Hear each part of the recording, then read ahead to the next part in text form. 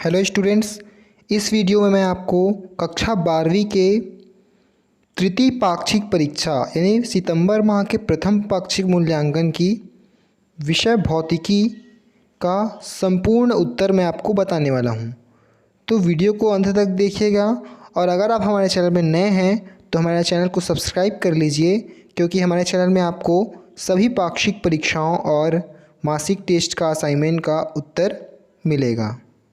तो चलिए वीडियो देखते हैं। तो सबसे पहले क्वेश्चन देख लेते हैं। तो हमें टोटल 15 क्वेश्चन दिए हुए हैं। यह है आपके पास 1 से 13 तक और ये हमारा है 14 और 15। तो हमें टोटल 15 क्वेश्चन दिए हुए हैं। तो चलिए चलते हैं आंसर शीट पे। तो चलिए प्रश्न 1 से शुरू करते हैं। तो प्रश्न 1 से हमारा 8 तक के है, 1 अंक का प्रश्न है। तो प्रश्न 1 है, एक आदर्श वोल्ट मीटर का प्रतिरोध कितना होता है? उत्तर है, एक आदर्श वोल्ट मीटर का प्रतिरोध अनंत होता है। प्रश्न दूसरा है, धारामापी में चुंबक के ध्रुव अवतल बेलनाकार बनाए जाते हैं, क्यों? उत्तर है, धारामापी में चुंबक के ध्रुव अवतल बेलनाकार बनाए जाते हैं जिससे उनके बीच चुंबकीय क्षेत्र त्रिज्यीय हो जाए। चुंबकीय क्षेत्र के त्रिज्यीय होने के कारण कुंडली का तल सदैव चुंबकीय क्षेत्र के समांतर होता है, अतः उस पर लगने वाले बल आघूर्ण का मान अधिकतम होता है। तो इसका उत्तर आप त्रिज्यीय हो जाए तक भी लिख सकते हैं। प्रश्न तीसरा है, विद्युत परिपथ में अमीटर को श्रेणी क्रम में क्यों जोड़ते हैं? उत्तर है, विद्युत परिपथ में अमीटर को श्रेणी क्रम में जोड़ा जाता है ताकि मापी जाने वाली संपूर्ण धारा उसमें से होकर प्रवाहित हो सके। प्रश्न चौथा है, धारा का व्यवहारिक मात्रक क्या है, इसकी परिभाषा लिखिए। उत्तर, धारा का एसआई मात्रक एम्पियर है। एम्पियर, यदि किसी चालक में 1 सेकेंड में 1 कूलॉम आवेश बह रहा हो तो उसमें बह रहे धारा का मान 1 एम्पियर होता है। प्रश्न पांचवा है, चुंबकीय क्षेत्र गतिमान आवेश की चाल में परिवर्तन नहीं कर सकता, क्यों? उत्तर है, क्योंकि चुंबकीय क्षेत्र में गतिमान आवेश पर लगने वाला बल उसकी गति के लंबवत होता है। प्रश्न छठवां है, चुंबकीय ध्रुवों पर नमन कोण का मान कितना होता है? उत्तर है, चुंबकीय ध्रुवों पर नमन कोण का मान 90 डिग्री होता है। प्रश्न सातवां है, प्रतिकर्षण चुंबकत्व का निश्चित परीक्षण क्यों है? उत्तर है, एक चुंबक दूसरे चुंबक या चुंबकीय पदार्थों के टुकड़े को अपनी ओर आकर्षित कर सकता है, परंतु चुंबक केवल एक अन्य चुंबक को ही प्रतिकर्षित करता है, अतः प्रतिकर्षण चुंबकत्व का निश्चित परीक्षण है। प्रश्न आठवां है, ध्रुव प्रबलता के 2 एसआई मात्रक लिखिए। पहला है एम्पियर मीटर, दूसरा है वेबर। प्रश्न नौवां है, बायो-सेवर्ट के नियम और कूलॉम के नियम में 2 असमानताएं लिखिए। उत्तर, असमानताएं, बायो-सेवर्ट के नियम का पहला, इसमें चुंबकीय क्षेत्र सदिश स्रोत I वेक्टर dl द्वारा उत्पन्न होता है। कूलॉम का नियम पहला, इसमें स्थिर विद्युत क्षेत्र अदिश स्रोत जैसे dq द्वारा उत्पन्न होता है। बायो-सेवर्ट का दूसरा, इसमें चुंबकीय क्षेत्र सदिश विस्थापन वेक्टर r और धारा अवयव I वेक्टर dl दोनों के लंबवत होता है। कूलॉम का दूसरा, इसमें स्थिर विद्युत क्षेत्र स्रोत को प्रेक्षण बिंदु से मिलाने वाले विस्थापन सदिश के अनुदिश होता है। प्रश्न 10वां है, अमीटर एवं वोल्ट मीटर में 2 अंतर लिखिए। उत्तर है, अमीटर एवं वोल्ट मीटर में अंतर।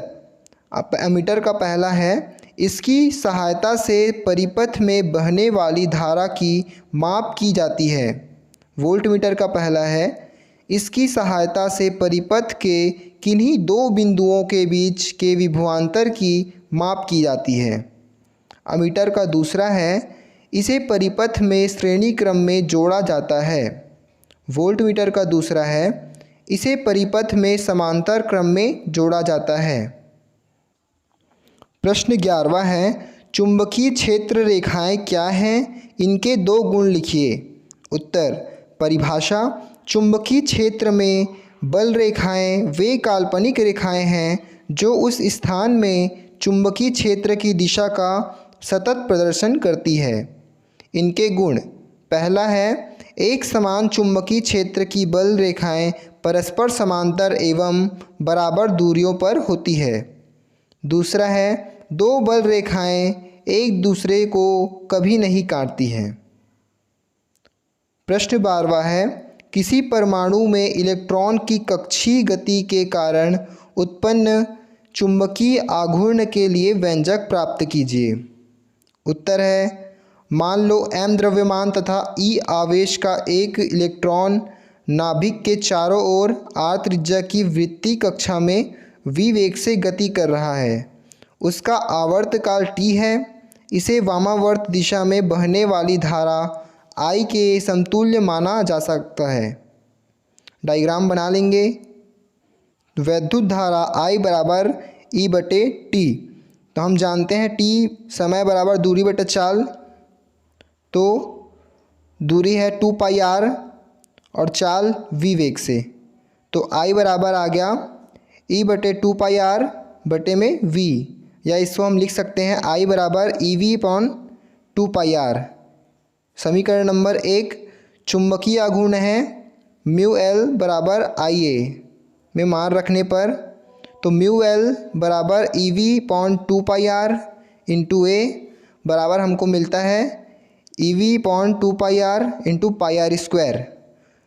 हम जानते हैं A क्षेत्रफल पाई r स्क्वायर होता है, तो हमको मिलता है म्यू एल बराबर EVR बटे 2।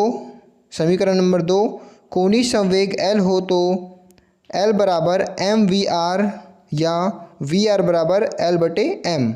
तो समीकरण 2 में मान रखने पर म्यू L बराबर EL बटे 2M या म्यू L बराबर EM बटे 2M एक नियतांक सदिश रूप में हम इसको लिखते हैं, तो म्यू L वेक्टर बराबर माइनस E बटे 2M वेक्टर L।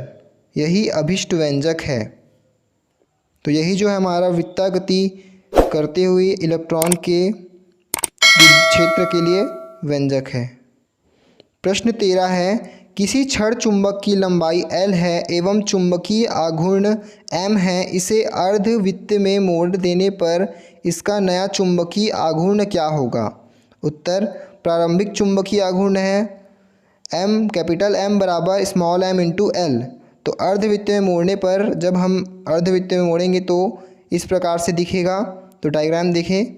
फिर अर्धवृत्त की परिधि बराबर तार की लंबाई, तो पाई r बराबर L। तो क्या आ गया, r बराबर L बटे पाई।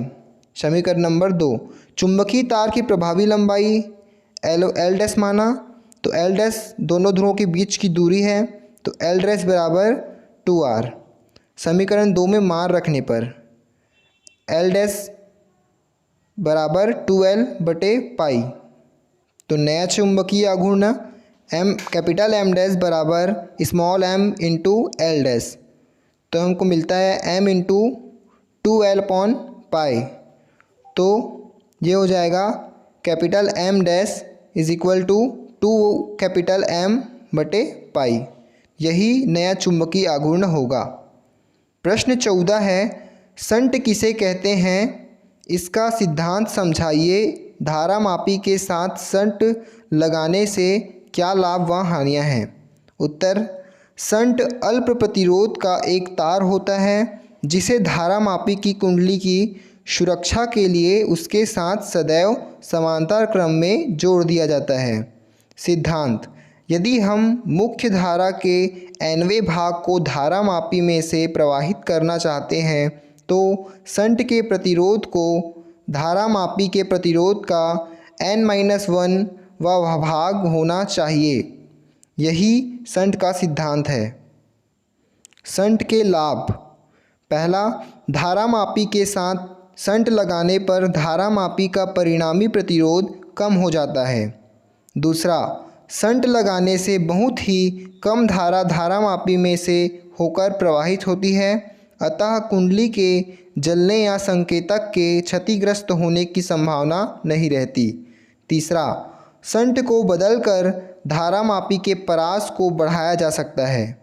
शंट से हानि: शंट का उपयोग करने से धारामापी की सुग्रहिता कम हो जाती है, अतः यदि किसी विद्युत परिपथ में अविक्षेप की स्थिति ज्ञात की जा रही हो तो अविक्षेप की स्थिति के करीब शंट को निकाल लेना चाहिए।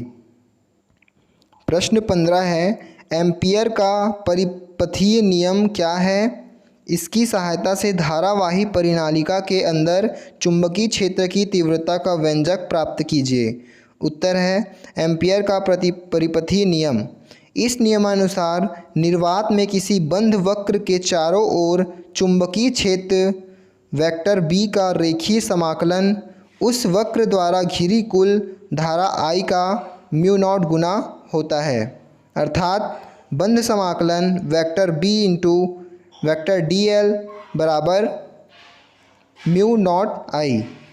परिनालिका के अंदर चुंबकीय क्षेत्र के लिए व्यंजक: मान लो PQRS एक परिनालिका है जिसके प्रति एकांक लंबाई पर फेरों की संख्या n तथा इसमें बहने वाली धारा I है। जब किसी परिनालिका में विद्युत धारा प्रवाहित की जाती है तो वह एक क्षण चुंबक की भांति व्यवहार करती है। परिनालिका के अंदर चुंबकीय क्षेत्र वेक्टर B एक समान तथा बाहर लगभग शून्य होता है। ये जो है हमारा परिनालिका के अंदर का रूप है, तो डायग्राम बनाएंगे और आगे बढ़ते हैं। हमें परिनालिका के अंदर किसी बिंदु पर चुंबकीय क्षेत्र B का मान ज्ञात करना है। इसके लिए एक आयताकार एम्पियर लूप ABCD की कल्पना करें जिसकी भुजाएं AB तथा CD परिनालिका के अक्ष के समांतर हो।